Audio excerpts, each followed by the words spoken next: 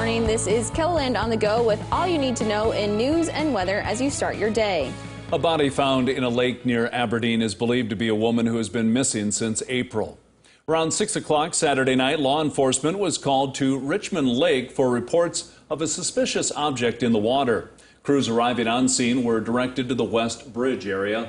The Brown County dive team was called and confirmed the object was a car. The car was pulled from the lake and a body was discovered inside. The car was identified as the one involved in the missing person case of Nancy Bitts.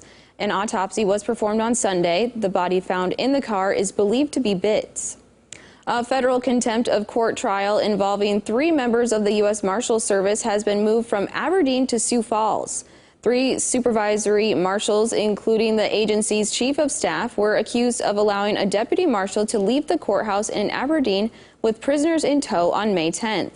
That came after the marshal refused to tell the judge whether she had been vaccinated against COVID-19. Trial was originally set for September 13th in Aberdeen, but will now begin December 14th in Sioux Falls. The U.S. District Judge presiding over the case said Sioux Falls is a more convenient place for proceedings for all parties involved in the case. Residents in a Minnesota town northeast of Millbank, South Dakota, are being asked to conserve water following a fire at a grain elevator. The Big Stone County Sheriff says around 10:45 Sunday morning, firefighters in Clinton, Minnesota, were called to a grain elevator in town for reports of a fire. Crews arriving on scene found the elevator office and grain towers engulfed in flames.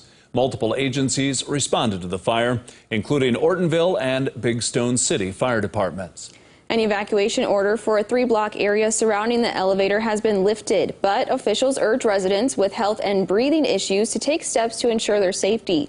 Highway 75 was closed as water pumping from Lake Eli began.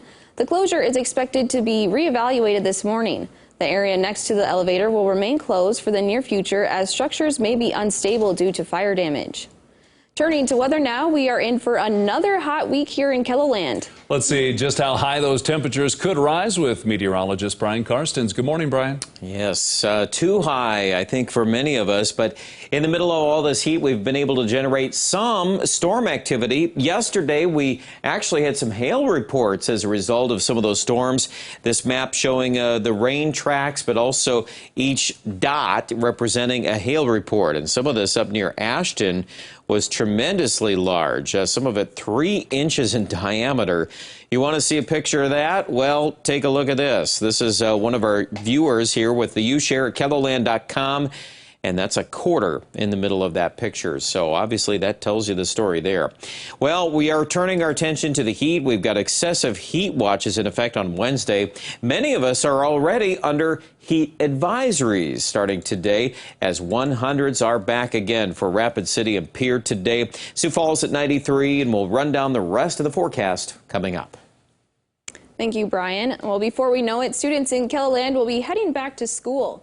And doctors want to remind parents to bring their kids in for their regular checkups and back-to-school shots before heading back to the classroom. Students beginning kindergarten and entering middle school will need their immunizations updated.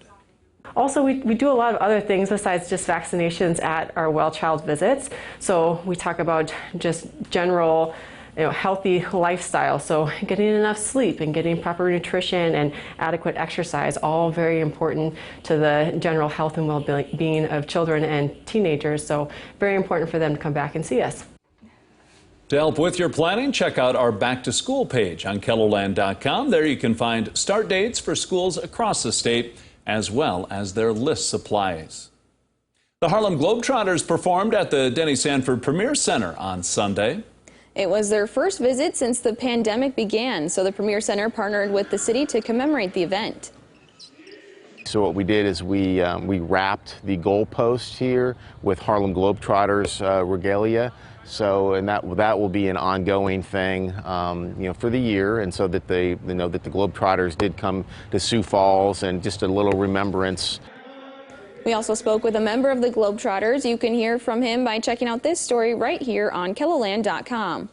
That is a look at some of our top stories. Now let's get one last look at your weather with meteorologist Brian Karstens. Brian? All right, weather this morning, that cluster of rain that we've been tracking from Aberdeen to about the Mobridge, Gettysburg area, and then some of these cells have been drifting even to Watertown, and at times we've had Brookings and Huron kind of in the mix here. So that's our general zone here to watch here the next 3 or 4 hours. Sioux Falls really not looking at much chance of rain. 93, that south wind today, and more humidity to go with it.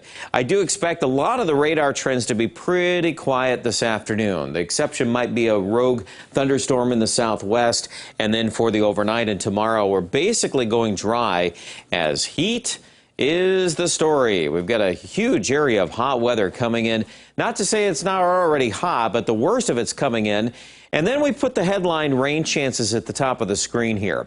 So when you look at this picture, remember your heat core is basically steering the rain patterns around it. Okay, so when we're right underneath or really close to the center of the heat, we're really not in a good favorable pattern for rain. But the good news is once we get through Wednesday, then this is going to relax. It's going to turn a little cooler. The worst of the heat's going to start to go south, and then we start to see some ribbons of rain, showers and thunderstorms. I like this setup on Friday afternoon, Friday night into Saturday for parts of eastern, southern, and even the west. Looks pretty good there for some showers and thunderstorms, and that could be some very nice rain in a strip. That does not at this time include Aberdeen, though, or at least not as suggesting the highest chances there. We'll probably go a little higher on that for Rapid City and Sioux Falls. But keep watching the weather.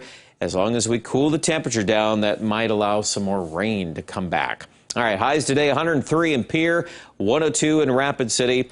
Hot start to the week, 98 Sioux Falls tomorrow, 101 on Wednesday. Then it cools, middle and upper 80s Thursday, Friday, and Saturday. Along with that, again, the noted chances of rain starting as early as Thursday, but I still think the better shot is later Friday into early Saturday. The numbers for Aberdeen also looking cooler, 86 by Friday, but we're still challenged with rain chances. So that's probably our, well, it is obviously the story that goes hand in hand with the heat. 107 this week on the Pier forecast on Wednesday. In fact, even 106 tomorrow. Those 2 days will be the hottest of the summer so far in Rapid City. 102 the next 3 days. Then we cool down Thursday and a much better setup for rain on Friday. Check out details with our forecast online at KELOLAND.com.